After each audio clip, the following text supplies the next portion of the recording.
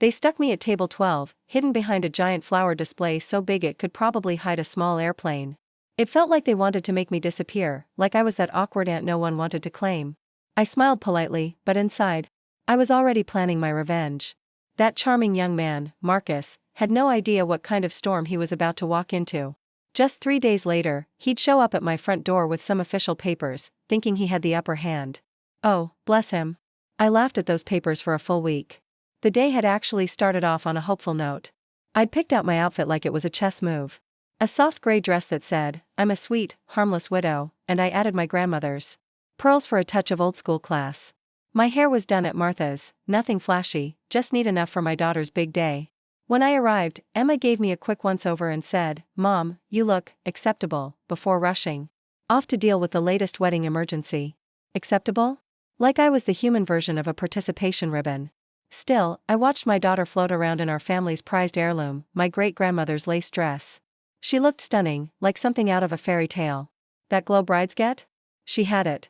For a moment, everyone forgot their problems. But the moment guests started arriving, the social pecking order hit me like cold water. Marcus' parents swept in like they owned the place. His mother, Patricia, was sparkling head to toe in enough diamonds to light up the runway at JFK. She floated from guest to guest like she was running for queen, barely acknowledging my existence. She looked through me like I was just part of the furniture. I flagged down a poor, overwhelmed usher and pointed to my seat card. "Excuse me," I said. "I believe there's been a charming mistake." "No mistake, ma'am," he said. "Table 12, right behind the, decorative feature." Decorative feature, my foot. I was being tucked behind enough flowers to stage a royal funeral. So there I sat, exiled with my plate of chicken and a perfect view of absolutely nothing, except a sea of hibiscus and baby's breath. My only saving grace was the giant mirror on the wall, which let me spy on everything from my little corner of invisibility. From that mirror, I saw the whole show, the glowing bride, the grinning groom, and me, Sylvia Hartley, 72, full of sharp wit and expensive secrets, parked like leftover mail. The ceremony was gorgeous, I'll give them that. Emma floated down the aisle, and Marcus? Well, he looked polished enough in his pricey suit. But once the cocktails started flowing, I noticed something interesting. Marcus had a whole collection of smiles. There was the dazzling one for the rich folks, a polite one for the people he needed, and a completely blank look for those he didn't. Then he made his way over to me, all teeth and charm. "Mrs. Hartley," he beamed. "Isn't this just magical? You must be so proud." "Oh, I'm practically buzzing with joy," I said, sugary sweet. "And I must say, this view is very educational." He either didn't catch my sarcasm or chose to ignore it. I was hoping we could spend some real time together soon. Really connect. "How refreshing," I replied.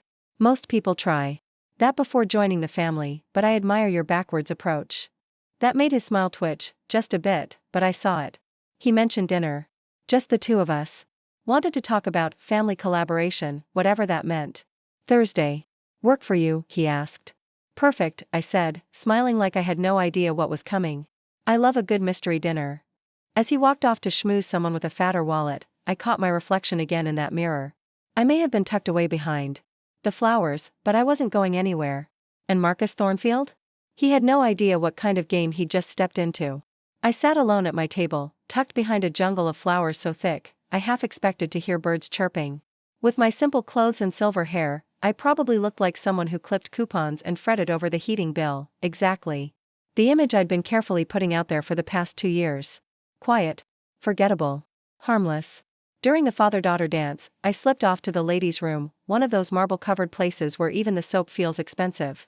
I dabbed at my lipstick and practiced my best sweet old widow look in the mirror. Nailed it.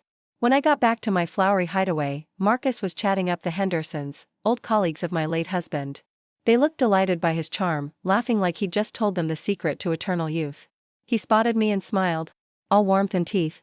"Really looking forward to Thursday, Mrs. Hartley." "So am I, dear," I replied with a smile that didn't quite reach my eyes. As the night wrapped up and Emma tossed her bouquet, I watched Marcus glide through the crowd like he was born to manipulate people. He had that smooth, polished energy, the kind con artists use to make you hand over your wallet and thank them afterward. He thought he was the smartest one in the room. Poor boy. He had no idea that underestimating a little old lady like me was the worst mistake he could make. 2 days later, the honeymoon glow hadn't worn off for Emma. She called me every day, voice full of joy. Marcus is just so thoughtful, Mom, she gushed. He's already thinking about our future. About security. Security. That word popped up a lot, soft and innocent like a puff of smoke. But I knew better. Where there's smoke, there's usually fire. That's lovely, sweetheart, I told her sweetly. A husband should absolutely think about money all the time. Especially when it belongs to someone else. She didn't catch the sarcasm, thank goodness. Wednesday dragged on like a root canal. I passed the time with riveting widow duties, dusting Robert's old books, trimming dead roses, and trying to guess what Marcus really wanted to talk about over whatever overpriced wine he had in mind. Thursday came, about as welcome as a tax bill. I dressed the part again, simple black dress, pearl earrings, and Robert's broken watch, which still looked fancy enough if you didn't look too close. The restaurant Marcus picked was the type of place that made you feel poor the second you walked in. The waiters wore tight vests and long faces, and everything on the menu had too many syllables. He was already there, looking slick and confident like he belonged on the cover of a business magazine. Sylvia, he stood up like he was greeting royalty. You look radiant. Thank you, dear, I said, taking my seat. This place certainly is something.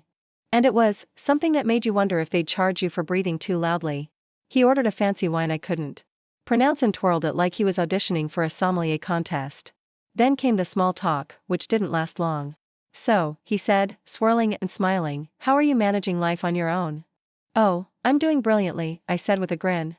After 72 years, most things seem pretty simple. Of course, he said, still smiling. But I imagine it must get overwhelming sometimes. A big house. So many responsibilities. He was fishing, and not subtly. This was dynamite fishing, blunt and messy. Robert used to say I had enough opinions for 3 people, I said, keeping my tone light. So I stay plenty busy. He laughed that smooth, fake laugh you hear in boardrooms and from guys trying to sell you something. Then he leaned in, voice softer now, more serious. That's wonderful. But seriously, have you thought about the practical side of things? Finance? Legal matters? People who might take advantage of your kind heart.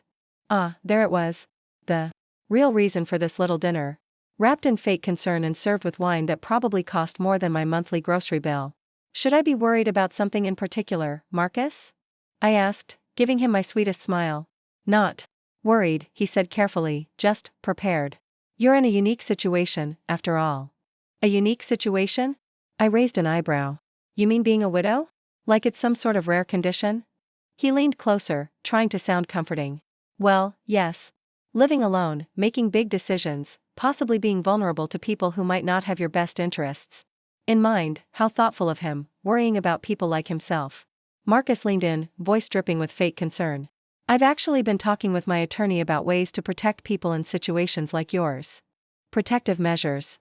How thoughtful, and how incredibly condescending. I raised an eyebrow. What sort of protection are we talking about? He smiled like he'd been waiting for that question all night. With a grand little gesture, he reached into his suit jacket and pulled out a manila folder like it was some kind of magic trick. He placed it on the table with a look that said you're welcome. Just some simple paperwork, he said, as casually as someone offering you a mint. Nothing serious. Just a few safeguards in case you ever need help making important decisions. I opened the folder like I was about to find a spider inside. What I found wasn't much better: power of attorney, financial control, medical authority, the whole 9 yards. In other words, complete control of my life wrapped in a warm blanket of fake concern. This is quite thorough, I said. He beamed. My lawyer specializes in elder care. He's worked with a lot of clients in similar circumstances. Similar circumstances. Apparently, I'd become a case file. A textbook example of sweet old lady to be managed. And Emma? I asked. She knows about all this? Of course, he said, beaming like a golden retriever who'd fetched approval. She thinks it's brilliant. We just want to make sure you're protected, Sylvia. You know, from shady contractors, crooked advisors. Or maybe even relatives who suddenly take a special interest in your well-being. Relatives? Oh, the irony. I nearly choked on it. How wise of you, I said. So proactive. He nodded. It's just common sense. These things are always easier to set up before any complications arise. Ah yes. Complications. Like me insisting on keeping control of my own life. And I suppose this should be signed quickly? I asked. He gave me the kind of smile you reserve for confused children. Well, the longer you wait, the more questions people might raise about your ability to make these kinds of decisions. My capacity. There it was. The quiet beginning of a plan to paint me as senile. Well then, I said, closing the folder gently, my hands resting on top like I was holding down a wild animal. This definitely deserves careful thought. His shoulders relaxed, like he'd just sealed the deal. Of course, take your time. Although my attorney did stress that prompt action is usually best. Prompt action. Before I could blink or breathe or talk to anyone whose brain wasn't made of oatmeal. I'll be reviewing this with my own attorney, I said calmly. That made his smile falter just a little. Your own lawyer? Oh yes, I said sweetly. It helps me understand these things. I'm just a simple old woman, you know. I need things explained slowly. Sylvia, he said, tone tightening, I really think we should finalize this tonight. It's best when these matters are handled efficiently. Efficiently. So I wouldn't notice he was robbing me blind. I'm sure your notary understands that important decisions shouldn't be rushed, I said. My what? Your notary, I repeated, tilting my head. You did bring one, didn't you? You seem like the type who plans ahead. And there it was, the flicker. That split-second panic before he snapped back into his smooth act. He stared at me for a long moment, trying to figure out whether I was clueless or calling his bluff. Of course, he said finally. Take all the time you need. But his eyes said something else entirely. His eyes said, I'm done pretending with you. Too bad for him. I was just getting started. The weekend passed quietly enough, but I could feel his pressure through the phone like a storm buzzing in. The wires. Emma called me twice, each time breezily bringing up that helpful paperwork Marcus showed you. Still thinking about it, sweetheart, I told her cheerfully. He's just trying to help, Mom. He knows so much about legal stuff. Legal stuff like theft, apparently. Monday morning, I got the call that confirmed every suspicion I had. Sylvia, it's Marcus, he said, voice warm but tight. I hope you've had time to think over our conversation. Oh, I've been thinking about very little else, I said with sugar in my tone. Wonderful. I was hoping we could meet again this week. I've got a bit more information that might help clear things up. More lies, I thought. How generous. Same restaurant? I asked. Actually, he said slowly, I was thinking somewhere more private. Maybe your home. I could bring some documents, it might be easier to go over everything in a comfortable setting. My home. So he could lean on me harder without anyone seeing. Oh, Marcus. You picked the wrong widow to underestimate. What kind of documents? I asked, trying to sound curious but calm. Oh, just some examples, he said with that smooth smile, stories of how these arrangements have helped other families. Success stories, you might say. Success stories, huh? More like tales of elderly people who gave up their independence to someone charming and dangerous. Sounded more like a warning than a win to me. We agreed to meet on Wednesday evening. Perfect, I told him, smiling politely. But inside? I was already plotting. The next few days, I did what I do best, I watched, I thought, and I planned. If Marcus wanted to play games in my house, then fine. But I was going to make sure I played better. When Wednesday rolled around, I dressed for war. Not literally, of course, but I put on a plain gray dress, no flashy jewelry. I wanted to look like the kind of quiet widow who just needed a little help. A perfect setup. At exactly 7 o'clock, Marcus showed up. Right on time. He carried his briefcase and wore that practiced, trust me, smile. Thank you so much for meeting here, Sylvia, he said, stepping into my living room like it already belonged to him. I know this situation can feel overwhelming. I smiled sweetly. Oh, I'm not overwhelmed. I actually find this all very educational. He sat down like he was hosting the meeting, laying out papers across my coffee table like he'd done this 100 times. I brought some case studies, he said. Families who've benefited from these kinds of arrangements. I think you'll find them reassuring. How thoughtful, I said, looking him dead in the eye. But before we talk about other people's stories, I'd like to hear yours. He blinked. Mine? Yes. I'm curious. What's your background? What makes you qualified to manage someone else's life? His confident look faded a little. Well, I have a lot of business experience. In what area? I asked. Investment management.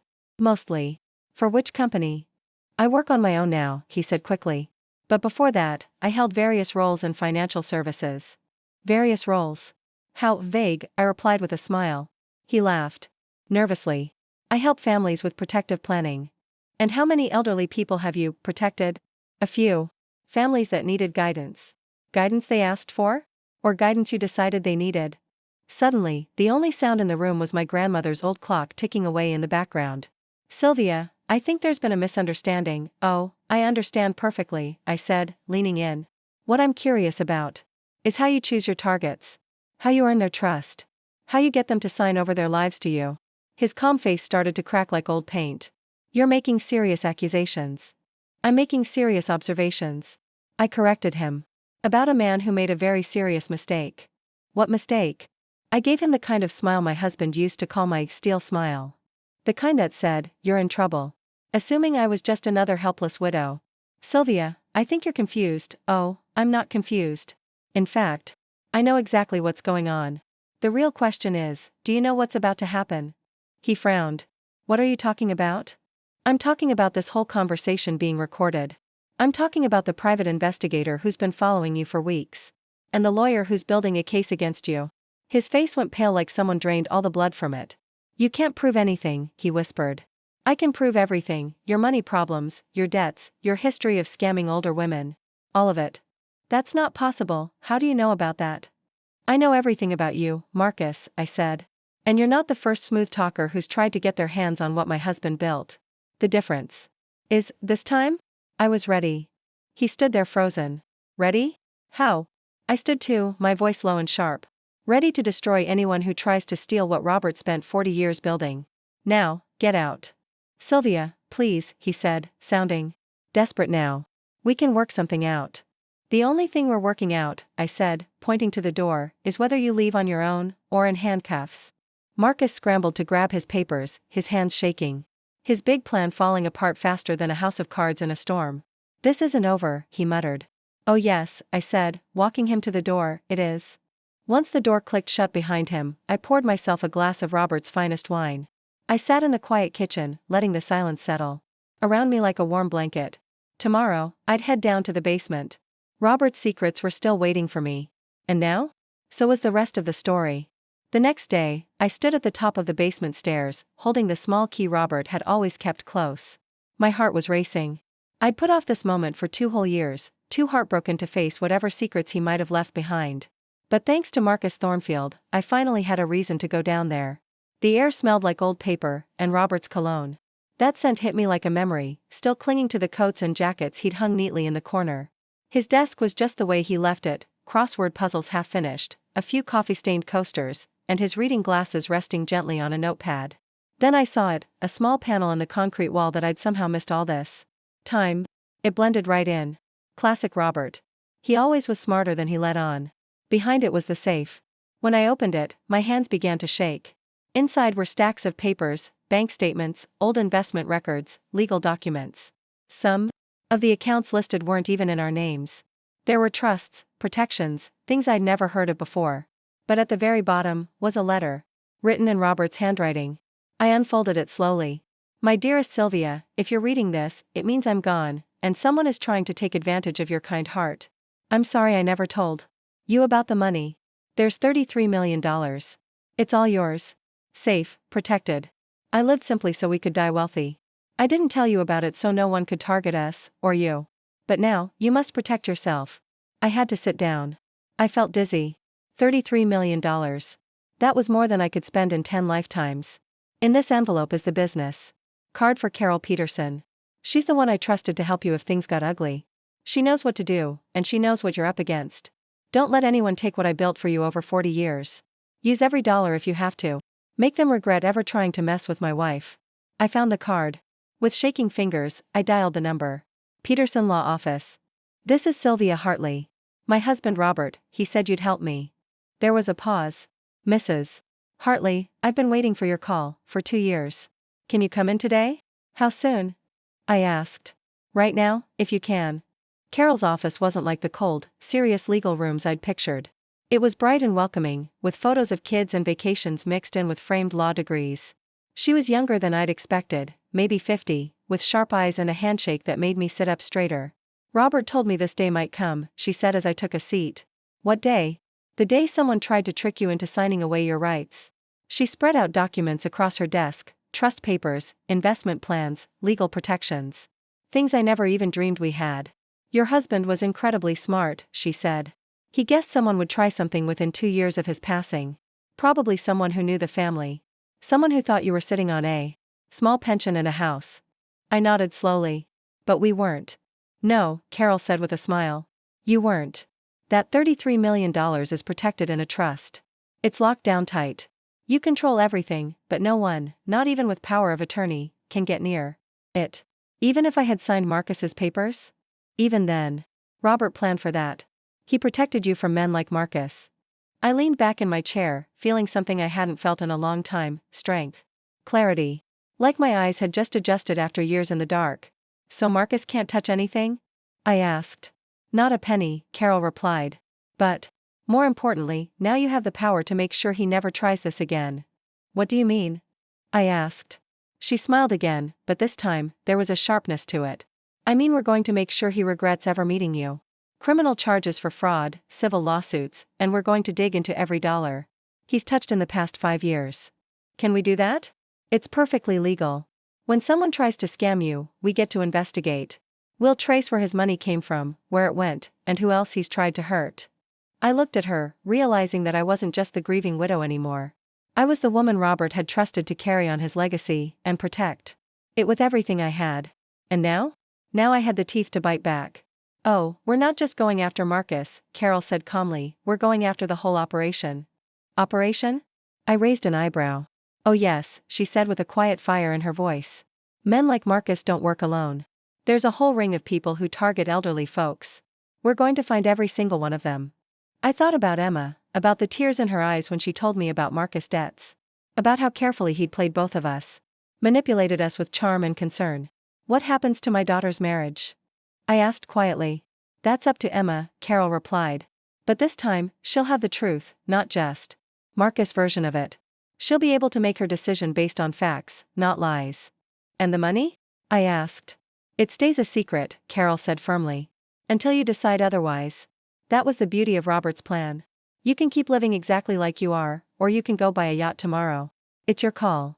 I gathered up the stack of legal documents, and honestly, it felt like I was holding lightning in my hands, power I never knew I had. When do we start fighting back? I asked. Carol gave a sharp little smile. We already did. The second you walked into this office, Marcus stopped being the hunter and became the prey. Driving home, I couldn't stop thinking about Robert's letter. He'd known this would happen. He'd seen it coming. And he'd armed me with everything I needed to fight back, not just legally, but emotionally. He'd given me permission to fight. To win. That evening, Emma called. Her voice was hesitant. Mom, Marcus is really upset. He won't say what happened at your meeting. I kept my tone light. Oh, we had a fascinating chat. About his big plans for my future. What kind of plans? The kind that assume I'm too old or too soft to protect myself. Mom, she said gently, he's just trying to help. Sweetheart, I said, there are things you don't know. About Marcus. About the money. About what your father really left behind. I think it's time you found out. There was a pause. What do you mean? I mean, it's time you knew the truth, about your father's legacy, and about what I'm going to do to anyone who tries to steal it. Silence. Mom, you're scaring me. Good, I said calmly. It's about time someone in this family was scared. After Emma hung up, I sat alone in the kitchen with Robert's letter in my lap. $33 million. And I was about to use it to go to war. Marcus Thornfield thought he was preying on a helpless widow. Instead, he walked right into the lair of a dragon, an angry, rich dragon. And the thing about dragons? We don't negotiate with thieves. We burn them to ash. Friday morning, my phone rang. Carol. I found a lawyer who specializes in prosecuting elder fraud. She wants to meet you. How soon? I asked, already grabbing my bag. This afternoon. She's very interested in Marcus' case. Why? Because she thinks he's part of something bigger. If we can prove it, we can tear down the whole network.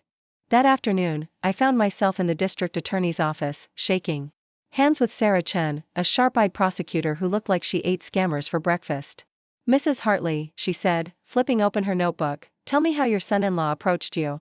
I told her everything, every phone call, every kind word, every carefully planned push to get me to sign. She listened closely, writing notes in quick, confident strokes. This is textbook, she said. He used family to get close, applied financial pressure, made it seem urgent to act. He's done this before. How can you tell? Because amateurs stumble. Marcus didn't. He knew exactly what emotional buttons to press. That takes practice. This is his job. So, what now? I asked. She leaned in. We set a trap. Carol smiled. Sylvia calls him. Says she changed her mind. She wants to move forward. We record everything, his instructions, his reactions, his timeline. Then we arrest him the moment he brings the notary. I smiled, already picturing the look on Marcus' face when he realized he'd walked straight into a trap. All that confidence, all that charm, none of it would matter anymore. When do we do this? I asked. Monday, Sarah said. That gives us the weekend to prep, set up recording equipment, loop in the police. Saturday, I spent the whole day rehearsing. I practiced my lines like it was a play, my soft, grateful widow voice. The one that said, "Thank you, Marcus, for saving me." The one that hid the fire underneath. Sunday, Emma dropped by. She looked worried. "Mom, Marcus has been acting really weird. He keeps asking about Dad's money. He wants to know if you might have hidden accounts or old investments." "What did you tell him?" "That I don't know anything about your money." "But, why is he so obsessed?" I looked at my daughter, beautiful and trusting. She had no idea that her husband was circling me like a vulture. No clue how badly he needed money. Or how close he was to finding out that he'd messed with the wrong woman. I leaned in a little. "How badly does Marcus need money, Emma?" Her eyes widened. "Mom, what are you saying?" I didn't answer. Not yet. Monday was coming. And so was the fire. "Do you really think he'd steal from you?" Emma asked, her eyes wide with shock. I looked straight at her. "Yes.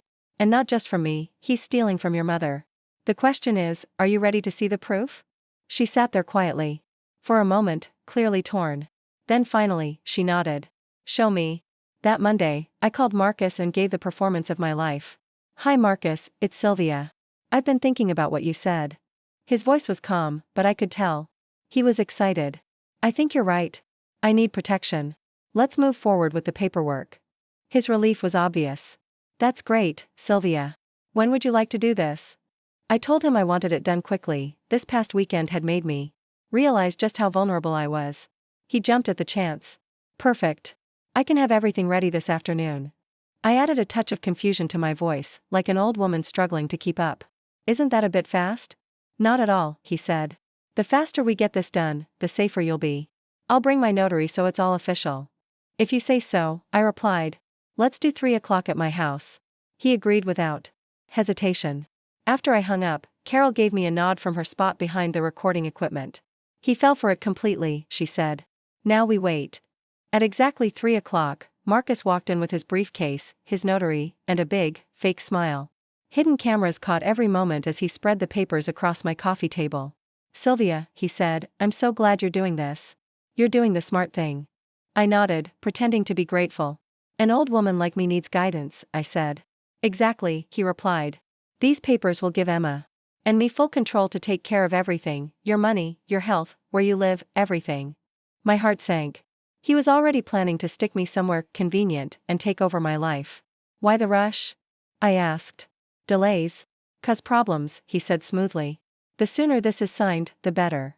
I picked up the pen, letting my hand shake a little. "It's just a lot to take in." He gave me a reassuring smile. "I know, but this is best for everyone." Best for him, he meant. I signed the first page. Then I looked up. "Marcus, can I ask you something?" "Of course," he said.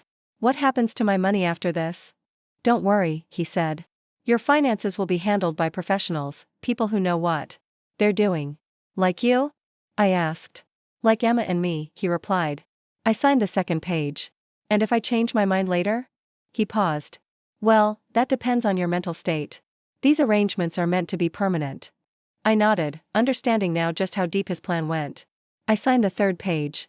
"Marcus, there's something I should mention," I said. His eyes lit up. "What is it?"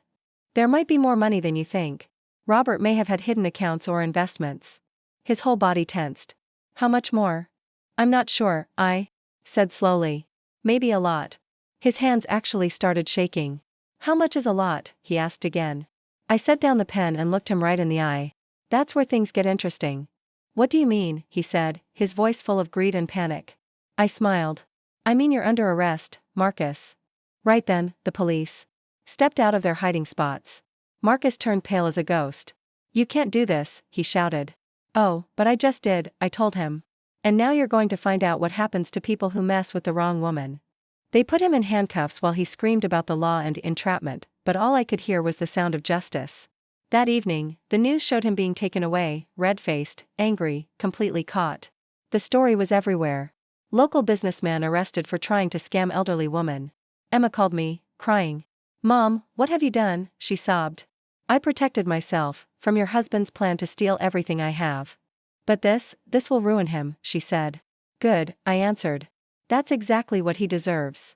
"How can you be so cold?" she asked. "How can you defend a man who was plotting to rob your mother?" An hour later, she showed up, her eyes swollen and red. I sat her down and pressed play. Together, we listened to the whole recording, every greedy word, every fake promise, every moment Marcus showed his true self. And by the time it ended, she wasn't crying anymore. She was furious. He was going to put me in a nursing home. "Sweetheart," I told Emma gently. "He wanted to take every penny your father left me, and make people believe I was too old and confused to stop him." Her face twisted with confusion and hurt. "But he loves me," she said quietly. "No, honey," I replied. "He loves what he thought you could get him. There's a big difference." I showed her everything. Carol had uncovered it all. The gambling debts, the fake companies, the long list of elderly women he had targeted before me. "This isn't his first time, Emma. You're married to a man who makes a living tricking women like me." She stared at the papers, her face shifting between denial, shock, and pain. "What do I even do now?" she asked. "That's up to you," I said. "But at least now, you'll be making your choices with the full truth, not the lies he fed you." By Tuesday, Marcus's father came storming in, angry and puffed up. "You've ruined my son's life over a simple mistake," he barked. I didn't flinch. "Your son's life wasn't ruined by me. It was ruined by his own crimes." "He was trying to help you," the man insisted. "No," I said firmly. "He was trying to steal from me. And we have the recordings to prove it." He called me cruel and vindictive. "No," I said. "Again. This is called justice. Your son hunts vulnerable women. Now he's finally caught." Wednesday was Marcus's bail hearing. He tried to play the role of the loving son-in-law, caught in a big misunderstanding with a paranoid old woman. The judge wasn't fooled for a second. "Mr. Thornfield," she said sharply, "the evidence shows a planned attempt to steal from a family member. Bail is set at $500,000. $500,000, money Marcus didn't have. That meant he'd be staying right where he belonged, jail." Thursday, Carol came by with news that made my morning coffee taste like victory. "The FBI's interested," she said, grinning. "They think Marcus is part of a big elder fraud ring, dozens of victims, millions stolen. If they can get him to talk, they might take down the whole group." "Will he talk?" I asked. "Depends," she said. "Facing 20 years in prison. Has a way of making people suddenly very honest." Friday, Emma made her decision. She filed for divorce, citing emotional fraud and betrayal. "I can't stay married to someone who tried to steal from my mother," she told the lawyer. "What about the house, the cars, the lifestyle?" he asked. "All of it was built on lies and fake promises," she said. "I don't want anything that came from his scams." She moved back to town and found a small apartment near mine. She'd changed, more guarded now, more thoughtful. One evening on the porch, she looked at me with tears in her eyes. "I feel so stupid," she whispered. "You're not stupid," I told her. "You trusted someone you loved. That's not weakness, it's just being human." "But the signs were there," she said. "The way he threw around money, the vague answers about where it came from, how he suddenly became so devoted after we got engaged." I nodded. "He was good at what he did. People like him know exactly how to twist trust. I didn't figure it out right away either. But your father left me the tools I needed to fight back." "What kind of tools?" she asked. I looked at her, really looked at her, and thought maybe it was time she knew the full truth. The kind that turn a so-called helpless widow into someone very dangerous when crossed. She blinked. "Mom, how much money did Dad actually leave you?" I smiled. "Enough to destroy anyone who tries to steal it." When the trial started in September, Marcus's lawyer threw everything at the wall: mental illness, trickery, family drama. None of it worked. The evidence was too strong. The recordings told the full story. His pattern of targeting older women was undeniable. When the jury heard him talk about how he'd control my money and claim I was losing my mind, even his own lawyer looked disgusted. The jury took just 47 minutes to decide. Guilty, on every single count. At sentencing, the judge didn't hold back. "Mr. Thornfield," she said coldly, "you destroyed people's independence, stole their savings, and preyed on their trust. You used family as a weapon. You've shown no regret. The court sentences you to 18 years in federal prison." 18 years. He'd be 55 when he got out, if he ever got out. And even then, no one would trust him again. As they led him away, he glared at me. "This isn't over, old woman," he snarled. I smiled. "Oh yes, it is." After the trial, Carol and I went out to celebrate, at the same restaurant where Marcus first tried to wrap me around his finger. The food tasted better than I remembered. Probably because this time, I was eating it free of lies. "You've kind of become a legend in elder law circles," Carol said with a grin as she raised her wine glass. "Really?" I asked, surprised. "How come?" She smiled. "You're the widow who fought back, and won. You've inspired other victims to speak up. Families are starting to look a little closer at shady relatives." I nodded. "Good. No one should go through what Marcus tried to do to me." She looked at me curiously. "So, what's next for you?" I thought about Emma, slowly putting her life back together with hard-earned wisdom. I thought about all the other women Marcus had taken advantage of over the years. I thought about Robert, my husband, and the trust he'd left behind. Not just a financial trust, but the kind that gave me strength and power to protect people who couldn't protect themselves. "Next," I said. "Next, I use everything I have to make sure men like Marcus can't hurt anyone else." "That sounds expensive," Carol said with a smirk. I raised my glass. "I can afford it." That night, I sat alone in the kitchen, reading Robert's letter one last time. He had known this day might come. He'd planned for it, given me the tools I needed, even the courage, to stand my ground. More than anything, he gave me permission to fight back. Marcus Thornfield had picked the wrong widow. Some of us bite back. And some bites? Well, they're deadly.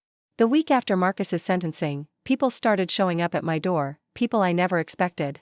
On Tuesday, Emma's former mother-in-law, Patricia, arrived, trying to look dignified, but clearly desperate. "Sylvia," she said as she stepped into my living room like she still ruled the world, "we need to talk about this unfortunate situation." "Come on in, Patricia," I said calmly. "I was wondering when you'd show up." She looked polished on the outside, jewelry, designer clothes, but there was something tired and faded about her now. "This vendetta against Marcus has gone too far," she said. I raised an eyebrow. "Vendetta? Is that what we're calling justice these days?" "He made a mistake," she insisted. "He doesn't deserve to have his life ruined over one poor decision."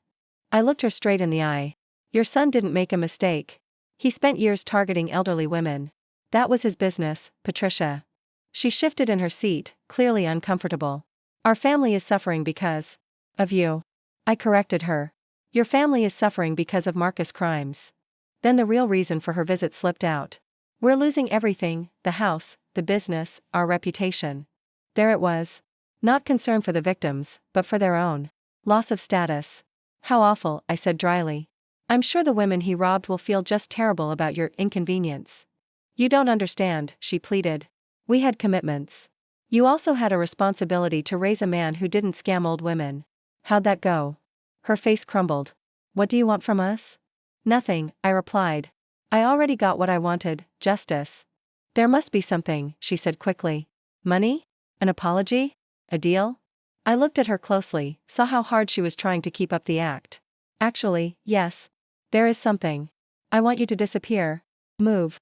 Change your name. Make sure no one in your family ever targets another elderly person again." She blinked. "That's unreasonable. Prison is unreasonable. Losing your life savings to a con artist is unreasonable. My request is very reasonable." She left without another word. Her pride was in pieces. On Wednesday, Marcus' old business partner, Richard, showed up. He had slick hair, an oily smile, and the kind of charm that made your skin crawl. "Mrs. Hartley," he said, "I think we can help each other." I didn't even blink. "I doubt that." "I have names," he said quickly. "Victims, account details, methods we used. I can help you recover some of what was lost." "In exchange for what?" I asked. "A lighter sentence. Early parole. Something." I actually laughed in his face. "Let me explain something, Richard. I don't cut deals with criminals. I bring them down." "You're making a mistake," he warned. "We could be allies. You'll be inmates. That's the only team you belong to." As soon as he left, I called Carol. By Friday, the feds had Richard under investigation too. And they weren't stopping with him. The next week, a line of Marcus's contacts started showing up: real estate agents who helped launder money, shady lawyers who wrote fake documents, bank workers who moved stolen funds. Every last one of them came looking for a way out. I sent every name, every file, every desperate plea straight to Carol and the FBI. "You're getting quite the reputation," Carol said with a grin. I smiled back. "Good. Let them talk. Maybe it'll scare the next predator into thinking twice. During one of our regular weekly chats, Carol looked at me and said, "People are talking. They're saying Marcus picked the wrong person to mess with." I smiled. "Good. A little fear goes a long way." She nodded. "The federal prosecutor says your case is changing everything about how they deal with elder fraud." I raised an eyebrow. "Really? How?" "Well," she explained, "they usually catch one or two small players and call it a win. But your case is opening the door to the whole operation. So far, 37 other victims have come forward, and the number keeps growing. Over $12 million has been stolen from people who trusted the wrong person." I asked, "Can they get their money back?" Carol said most of it could be recovered, thanks to laws that allow the government to take money and assets from criminals. "What about Marcus?" I asked. "Everything he owns is being sold off, his house, cars, jewelry, and that money will go to the victims, including you." I shook my head. "But I didn't lose any money. I never signed the papers." Carol paused. "Still, you could get hundreds of thousands." I smiled. "Let the others have it. I'll be fine." That evening, Emma came by for dinner. She looked stronger than I'd seen her in months. "The divorce is final," she said. "How do you feel?" I asked. "Free," she replied, then added quietly, "and scared." "Scared of what?" "Of trusting someone again. Of being fooled like that." I looked at her with so much pride. "Emma, what Marcus did to you wasn't your fault. You chose truth and justice over comfort. That takes guts." Then she asked me, "Weren't you afraid his people might come after you?" I grinned, thinking of all the security systems Carol helped me put in place, the law enforcement connections, and how public this case had become. "Let them try," I said. "I'm not some helpless widow anymore." She smiled. "You're definitely not." After she left, I sat for a moment, thinking about how much had changed. Just 6 months ago, I was quietly playing the part of the modest widow, keeping my head down and staying off the radar. Now, people answered my calls right away. My concerns got taken seriously. The people who crossed me ended up behind bars.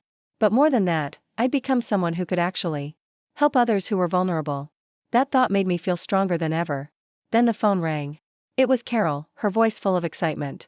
"Sylvia, Marcus is talking. He's giving the feds everything, names, locations, bank accounts. This whole fraud ring is going down." "What's he getting in return?" I asked. "A shorter sentence. Not the full 18 years, but he'll still serve time." I thought about him sitting in a cell, finally facing the damage he'd done. "How long?" "Probably 8 to 10 years with good behavior." That sounded fair. A criminal record like that would follow him forever. Carol wasn't done. "There's more. The federal prosecutor wants to meet you.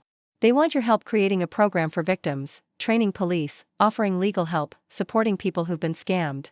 I smiled, thinking about Robert, my late husband, and how he always made sure I had everything I needed to protect myself. Now I could do that for others. "Set up the meeting," I told her. As I hung up, I realized something strange. Marcus had tried to take away my freedom, my money, my peace. But in the end, he gave me something more powerful, a purpose. His biggest mistake gave me exactly what I needed to become a real threat to people like him. Some mistakes are just that costly. His cost him everything, and gave me my mission. A few days later, I walked into the federal prosecutor's office. It felt nothing like the local police station. Everything was sharper, more serious, more polished. Agent Sarah Torres greeted me with the kind of respect I imagined they usually saved for celebrities or politicians. "Mrs. Hartley, your case is now our gold standard for fighting elder fraud," she said. "Why?" I asked. "Because most people are too scared or confused to fight back. But you took down an entire network." I just smiled. "I had good resources." She nodded. "And you knew how to use them. That's what we want to talk about." She spread out a bunch of documents, photos, bank records, maps showing how big Marcus's scam really was. 39 victims, and counting. 6 states. That's how far Marcus's scam had spread. On average, each victim had lost around $300,000. The total damage? Nearly $15 million stolen from elderly people who just wanted to trust someone. But instead, they got tricked by charming young men who saw them as easy targets. I asked, "What happened to the others?" Agent Torres looked somber. "Most lost their savings, their independence, even their trust in themselves. Some were forced into nursing homes against their will. And 3 of them, they died while their money was being stolen." That hit me hard, like a punch to the chest. 3 people died? I whispered. "Yes," she said gently. "We can't help the ones we lost. But we can help the ones who are still here, if you're willing. What kind of help? I asked. She opened a thick folder with bold letters on the front, Victim Advocacy Initiative. We want to build a program that gives other victims what you gave yourself, a fighting chance. Legal help. Financial protection. Real support from start to finish. We'll fund it through federal grants, seized criminal assets, and private donations. I realized then what she was asking. She wanted me to help pay for it. How much would this cost? I asked. Startup will need around $2 million. Keeping it running, probably $5 million each year. I thought about Robert's trust. That kind of money would barely make a dent in it. He'd left it so I'd be safe. Now I could use it to make others safe, too. I looked at her. And what do we get in return? Her voice was firm. We take down elder fraud rings all over the country. I remembered the 3 people who died. I thought about Emma and all the victims who'd lost everything. Where do I sign? The paperwork took 3 hours. And just like that, I became the main supporter of the biggest federal elder fraud program in U.S. history. As we wrapped up, Agent Torres looked at me seriously. Mrs. Hartley, you've just declared war on a criminal industry worth billions. I smiled. Good. Life's more interesting with a fight worth having. That night, Emma and I went out for dinner to the same restaurant where Marcus once tried to charm me into a scam. This time, we had something to celebrate. Mom, she said, are you sure about spending all this money on people you don't even know? I reached for her hand. They're not strangers, Emma. They're people who were hunted, just like us. And besides, the money your father left is earning more than $5 million a year in investments. He built that wealth to protect people. I'm finally using it the way he intended. And if the first version of the program doesn't work, we'll build a better one. That's the point, money means nothing unless you use it for something that matters. Emma raised her wine glass. To making predators pay, and making them extinct. 3 months later, the program launched, and it hit the ground running. In just 1 week, we opened cases in 12 states. Within a month, 17 people were arrested. But the most satisfying moment came on a quiet Tuesday morning when Agent Torres called. We just arrested Marcus's mentor, she said. The man who taught him how to scam elderly women. We've been after him for years. Your program finally gave us the resources to nail him. What's his name? I asked. William Thornfield. Marcus's uncle. Marcus's uncle. This had been a family business, stealing from elderly people. How many victims? I asked. Her voice dropped. Over 100. He's been doing this since the 90s. But now, he's facing life in prison. The federal charges alone will keep him there for the rest of his life. Then she hesitated. There's one more thing. He wants a deal.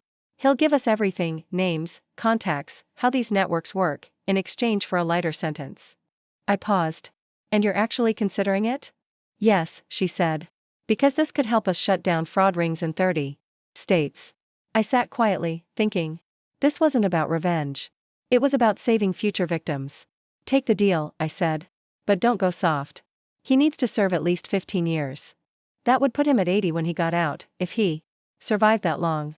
The information William gave us hit the fraud world like an earthquake. Within 6 months, arrests were happening in 23 states. Long-running criminal networks were falling apart like dominoes. Carol smiled during one of our updates. You've become the most feared name in elder fraud circles, she told me. They're actually warning each other not to mess with widows, because they might end up dealing with you. What's a Sylvia Hartley situation? Someone asked during a meeting. The answer came quick, it means total destruction of their scam, federal charges, their money taken, and they end up completely broke. I grinned. Perfect. Fear is the best way to keep them from trying again. There were even whispers about naming a new federal law after me, the Hartley Act. Someone had jokingly suggested calling it the Don't Mess with Widows Act, but I guess that felt a little too casual. I couldn't help but laugh, thinking about Robert and how proud he'd be to see his careful financial planning helping protect thousands of elderly people. Honestly, either name worked for me. Later that evening, I was sitting in the garden, reading the latest reports from our program. In just 1 year, we'd already helped recover more than $40 million for fraud victims. Dozens of criminals were behind bars. And more importantly, we'd built a protection network that stretched across the whole country. We were sending a message loud and clear: older people are no longer easy targets. Just then, the phone rang. It was Emma. Mom, turn on the news. Channel 7.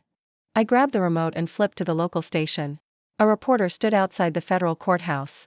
In a stunning development, she said, the entire leadership of what's being called the largest elder fraud network in U.S. history has been arrested.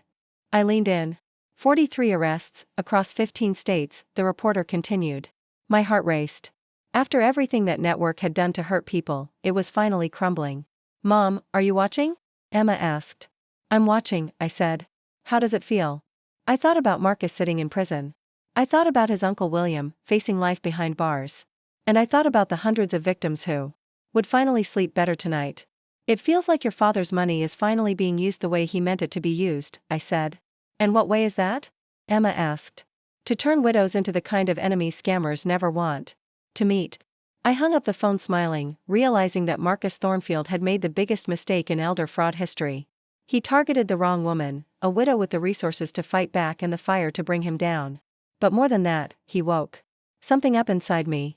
A fierce drive to protect people who couldn't protect themselves. Robert had left me $33 million to make sure I'd be okay. I used it to make sure everyone could be okay. His legacy wasn't about money. It was about justice. And that, I realized, was worth everything. 2 years after Marcus's conviction, I was sipping my morning coffee when I opened a letter that made me feel like I'd won a personal war.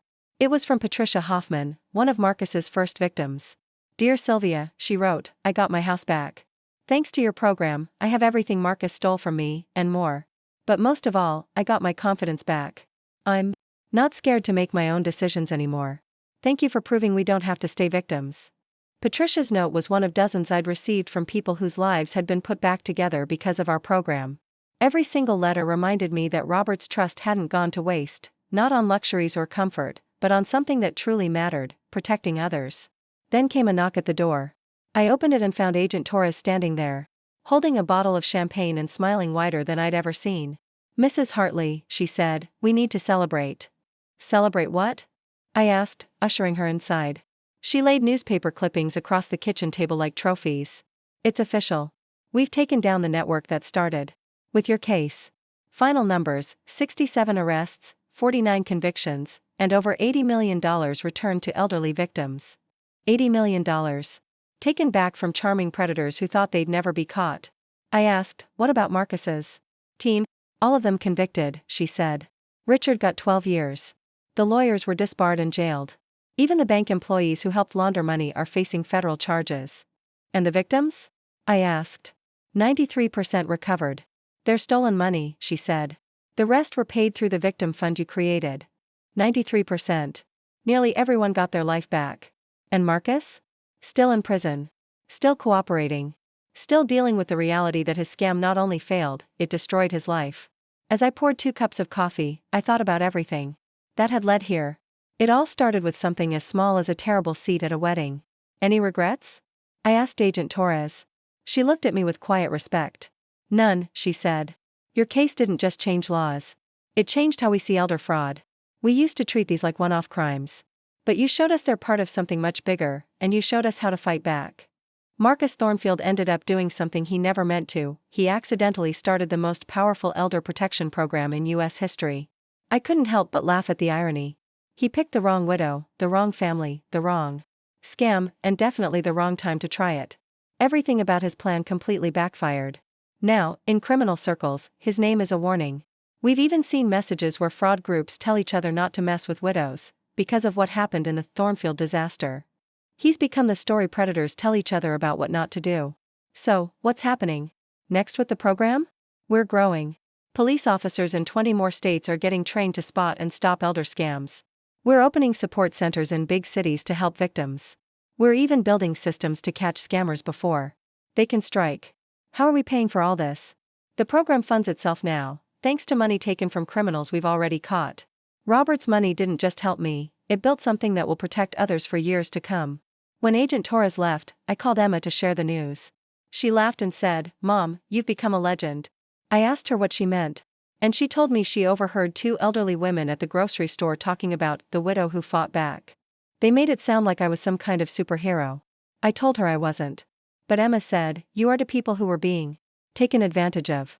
You showed them they don't have to just take it. She was right, though. I had help. I had Robert's money.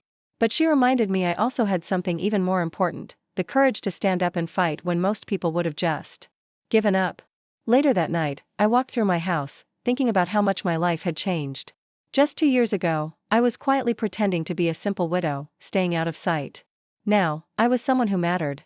Prosecutors listened to me. Senators returned my calls. Other older people saw my story and felt brave enough to fight back too. But most importantly, I had become someone who could truly help others. Then the phone rang. It was Carol with one more surprise.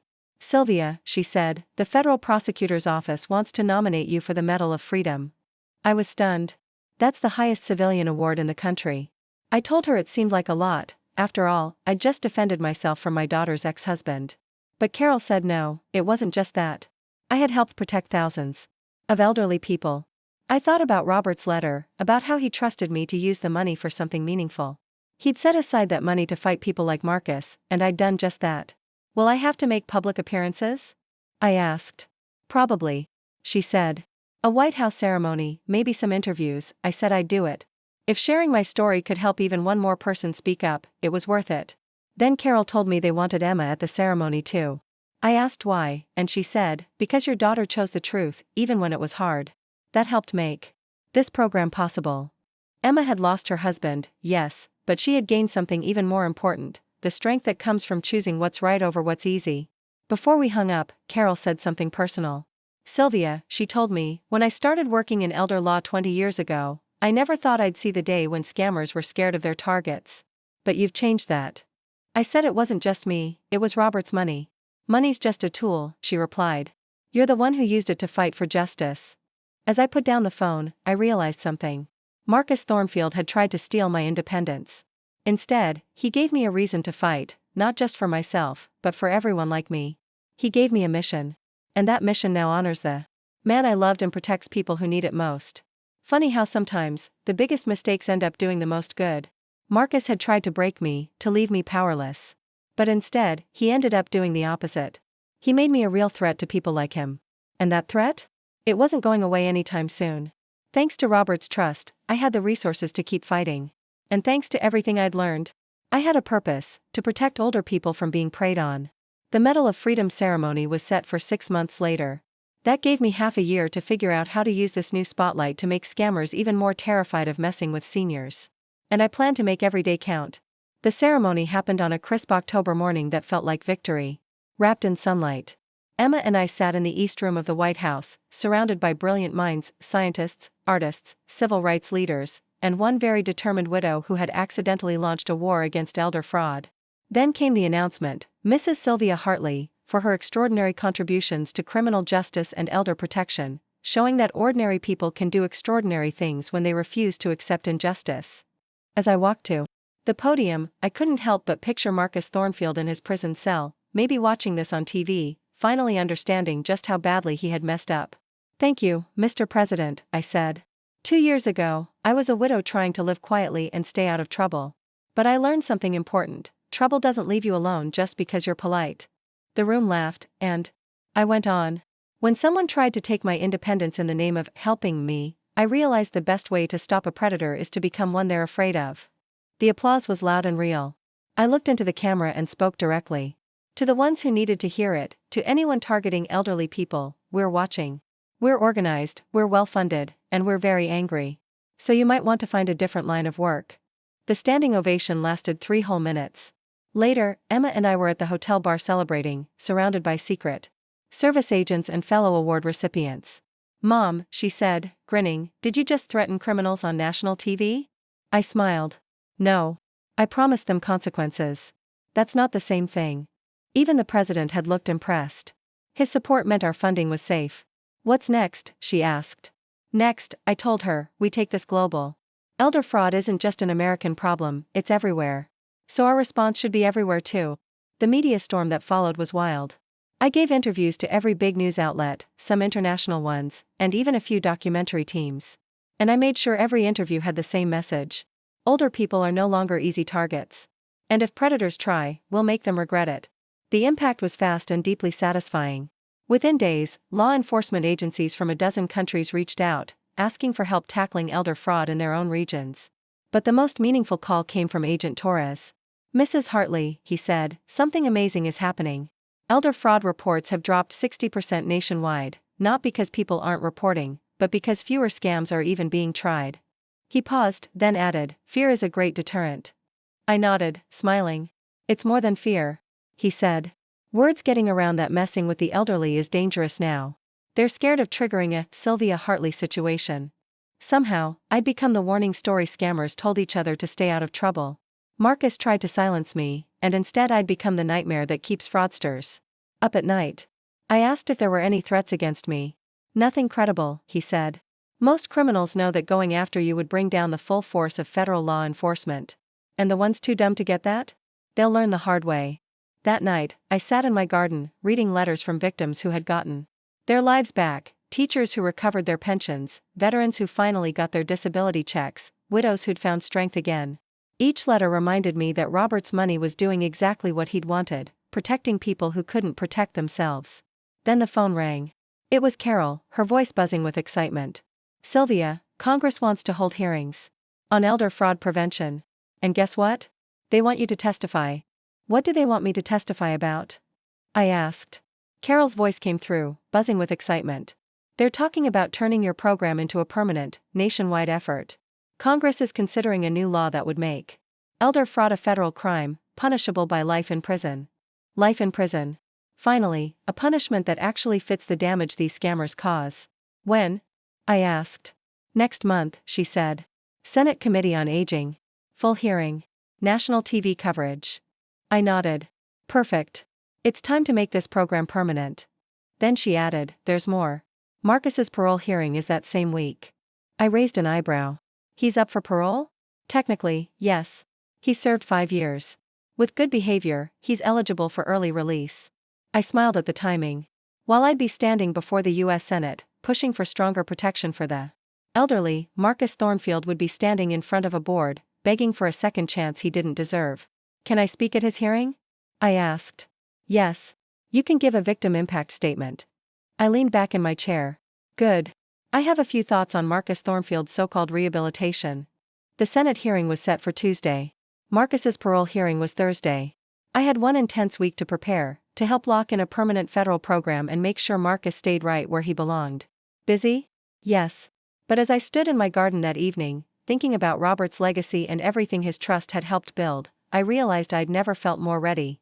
Marcus had spent 5 years learning that actions have consequences. Now he was about to learn that some consequences never go away. The day of the hearing, the Senate chamber felt like a place built for justice: tall marble columns, rows of serious faces, and more cameras than I could count.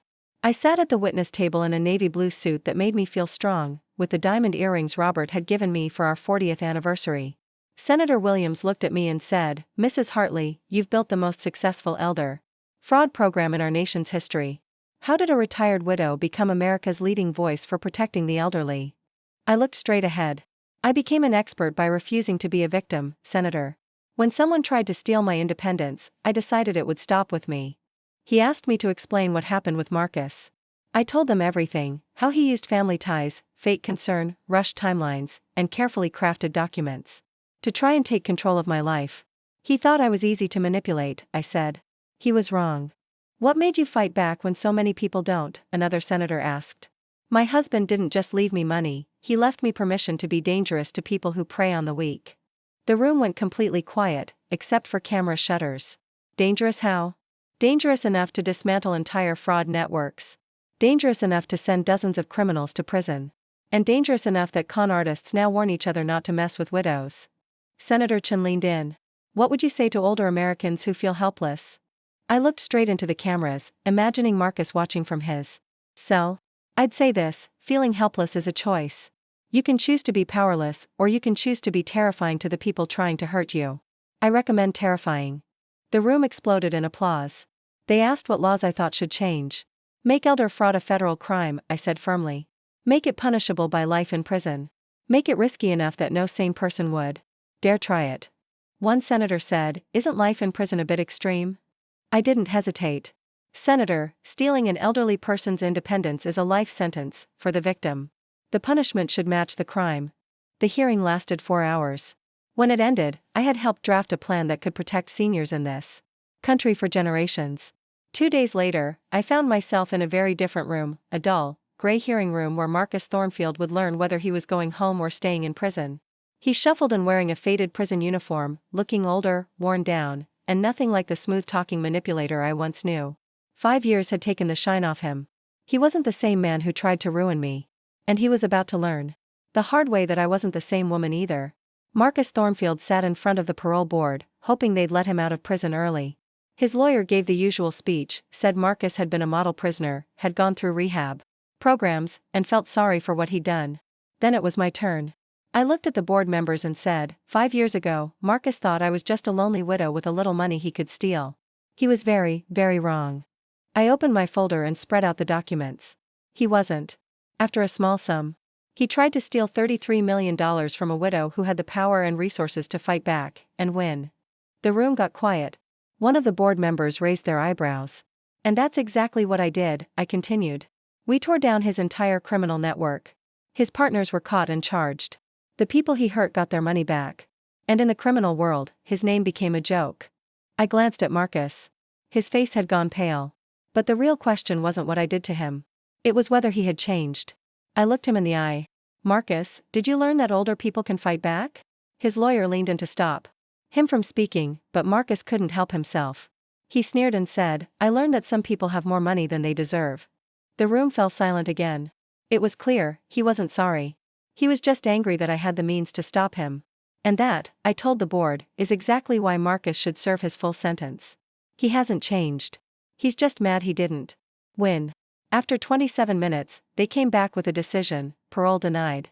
Marcus would stay in prison and have to wait 3 more years for another hearing. He'd be 46 by then, with a permanent federal conviction hanging over him.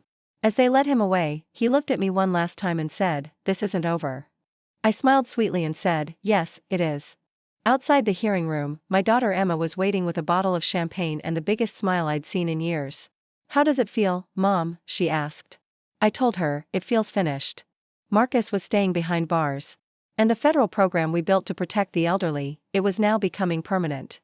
One man tried to con the wrong woman, and now people all over the country are safer because of it. Robert, my late husband, had left me a trust, $33 million. That money didn't just save me. It built a system that will keep hunting predators long after I'm gone. As we drove home, we passed all the places where this journey started, the restaurant where Marcus first tried to fool me, the courthouse where he was convicted, and the hotel where Emma chose truth over comfort. Can I ask you something? Emma said as we turned into the driveway. Are you happy with how it all turned out? I thought of Robert's letter, his belief that I could protect myself and others. I thought of the money that became a sword instead of a secret. I'm proud, I told her. I'm thankful your father gave me the tools to fight back. And strangely enough, Marcus gave me something too, he gave me purpose. She looked at me, curious. How? Because he tried to take my independence. I said, and ended up giving me a mission, to protect that independence for everyone else. 2 years ago, I was just a quiet widow sitting behind big flower arrangements, hoping not to be noticed. Tonight, I was a Medal of Freedom recipient who stood up to a dangerous criminal, and won. Marcus learned too late that some widows don't just bite back. We fight with the law, with money, and with the determination to defend those who can't defend themselves. The war is over. Justice won. And Marcus? He's now sitting in a prison cell, slowly realizing that some mistakes never go away. Robert's $33 million bought the most expensive lesson in American criminal history: never underestimate a widow with power, purpose, and one hell of a good lawyer. Thanks for listening. If this story moved you, hit subscribe, and share your own story in the comments. Your voice matters more than you know.